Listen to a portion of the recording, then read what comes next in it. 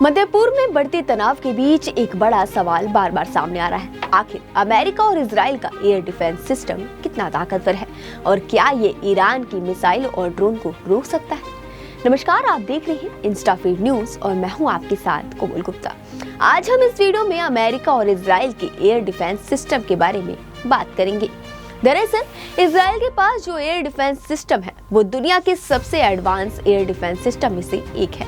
यह सिस्टम खास तौर पर रॉकेट और छोटी दूरी की मिसाइलों को हवा में ही नष्ट करने के लिए बनाया गया है। दावा किया जाता है कि एयर डिफेंस सिस्टम लगभग 90% तक हमलों को रोक सकता है। इसके अलावा इजराइल के पास डेविड्स सीलिंग और एरो मिसाइल डिफेंस सिस्टम भी है, जो लंबी दूरी की मिसाइलों को बैलिस्टिक मिसाइलों को इंटरसेप्ट करने के लिए इस्तेमाल होते हैं। वहीं अगर बात करें यूनाइटेड स्टेट्स की, तो उसके पास दुनिया के सबसे ताकतवर एयर डिफेंस सिस्टम में से एक पैट्रियट मिसाइल सिस्टम और हाईटेक थार्ड मौजूद है।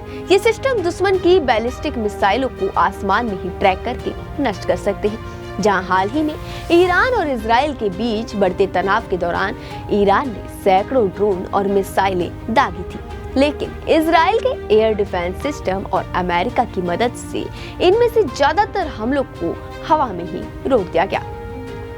हालांकि विशेषज्ञ मानते हैं कि अगर बड़ी संख्या में मिसाइलें एक साथ दागी जाए, जिसे सैचुरेशन अटैक कहा जाता है, तो दुनिया का सबसे मजबूत एयर डिफेंस सिस्टम भी चुनौती में आ सकता है।